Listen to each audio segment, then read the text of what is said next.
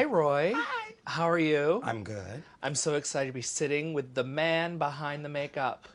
I have a little bit on today. It's subtle. Natural approach.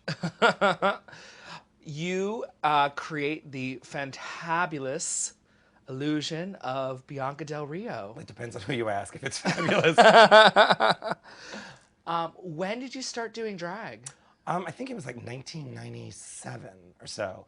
I fell into it. I was doing a show called Pageant, where it's 6 beauty contestants, and they're all in drag. It's men playing drag roles. And there was a returning queen at the end of the show, and I was already costuming the show, and they said, would you be interested in playing this role? And I did, and then it just kind of snowballed into my life, you know. Did you ever think you'd be doing drag before that? No, I've never really thought about it. I've never thought about anything that I was doing. It just kind of fall into it. It's just one of those things where one thing leads to another. And it was just a natural fit for you. Well, I always say that, people say that, you're nasty or you're mean, and I go, well, out of drag, yeah, I guess it is. You put drag on it, it makes it okay. They go, oh my God, it's hysterical. But I'm still the same nasty, mean person, I've seen your show many times in New York, and you can be nasty and mean, but you're good at it. Honest. I guess that was a compliment. No, but you're very good at it. Now, you're sort of the Lisa Lampanelli of drag. It's similar, yeah. I think it's just observations. I like situations, observations, and I like dealing with actual people. It's not so much, here is a joke. I like to see what happens with interacting with other people, is what I find enjoyable. And usually, it's what everybody else is thinking, but they're just afraid to say it. Do you write what you're going to say in your shows, No. or it's improv? Yeah, you just go with instinct. Okay. I've written stuff before and it never works. Like if I set it up, it's really a bad. I mean, like I have like for instance for this tomorrow, it was difficult because I spent a lot of time writing stuff out, and then I found myself torn. Well, should I say this? Should I say that? Where I have like a format or a template of what's there.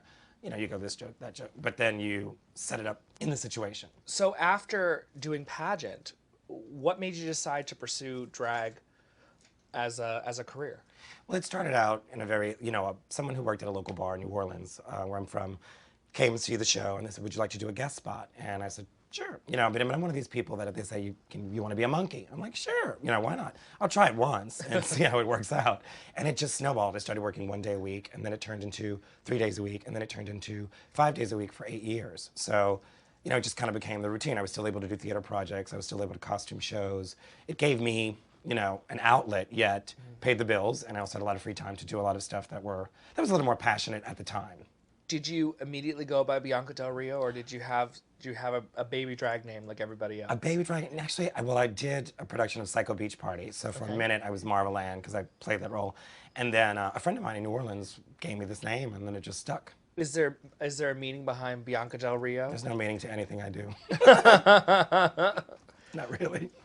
Do you have a message that you want to get out as Bianca Del Rio when you're on stage? This is very serious. No, I mean, I like to laugh, and I would continue to do it as long as I have a good time. It's not, I'm not trying to cure cancer. It's not one of those things. I'm more or less just, I like having the outlet to do things and say things, and it's not really a serious message. I just like to laugh and move on to the next thing. I think that's what's missing, I think, from a lot of people. I think a lot of people think too much about it, where you just go with instinct. It's either funny or it's not funny. You either like it or you don't like it. That's what I'm used to, and that's what I basically enjoy, situations and being in the moment. So sometimes it's a winner, sometimes it's not.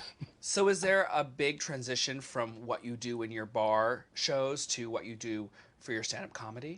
I think it's a mixture of both. My bar shows and my stand-up comedy is the same thing. Basically, my show is stand-up comedy. That's what a lot of people, when I first got here to New York, it's like, well, what does she do? Does she do this? Does she do that? Because everybody either sings, everybody either dances, or tries to sing, or try to dance, or they're a lip sync girl. And I've done all the above, but my strong point is more of my comedy, which to many people, as I said in the beginning, was either, oh, I don't like it, I don't find it offensive, until they realize that I'm the biggest joke there is. So it all makes sense after the fact, But on stage, it definitely is what I do and what I'm most comfortable with. What are the differences between Roy and Bianca? White eyeliner. No. What are the differences? What are the different? How are Roy and Bianca different, and how in some ways are they the same?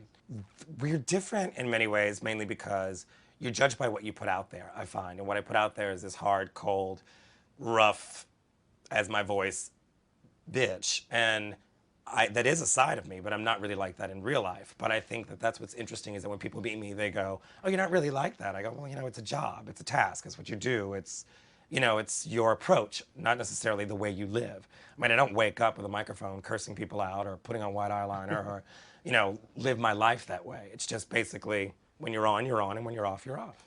Are you ever afraid to be mean because of a fear that people are going to think you're like that all the time?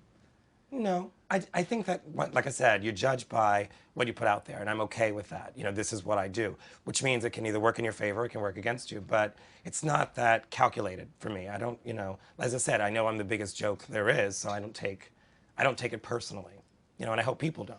Who are your icons that you look up to? Who inspires you for your art form? Well, I think it's who inspires me is broken up into different things. As a comedian, I love Don Rickles. I love Joan Rivers. I love that. I love Lisa Lampanelli. I mean, I love that style of comedy. But as far as the look is concerned, I had some really good advice. Like years ago, I was in New Orleans doing a show, and I was doing Cher. And actually, Lady Bunny was in town, and she came to the show, and she said, "I see you're doing Cher. Everybody does Cher. There's people that are going to do it better than you. There's people that will get surgery and do it. Just find your own look, create your own look, and that will sell your work, you know, because it's one of those things. People can do all of that their entire lives. And I have several friends that do it wonderfully. But it was very good advice early on, so that you just find key things that you like, and it's your you know, your stamp, your look, and your identity, so to speak. And that's what I always do. It's a certain mod look, lots of makeup. I never wear nude lipstick. I always wear red. You know, it's just, you know, part of my formula that I've kind of mastered over the 15 years that I've done this. Paint by numbers. Paint by numbers, totally. And get ready in 45 minutes, sister. 45 minutes. 45 minutes, yeah. That's really quick. It is. I mean, you've seen it. It's not much going on. It's a lash and a dream. But well, I have a turkey in the oven. I got to go grocery shopping. I got lots to do before the show. Please tell me dress like this. So, is there anything you want me to know? That I'm really a man. That I do wear mascara. That I'm 28. Actually, I'm not. But that I think that, you know, don't take anything too seriously, and know that a joke is a joke, and I have to say that in advance. And it should be interesting to get around censors tomorrow. I'm praying. But it's going to sound like New York City traffic, beep, beep, beep. But I think that, I think just sit back and have a good time, and know that it's all about having fun, you know, really, in the end, isn't it?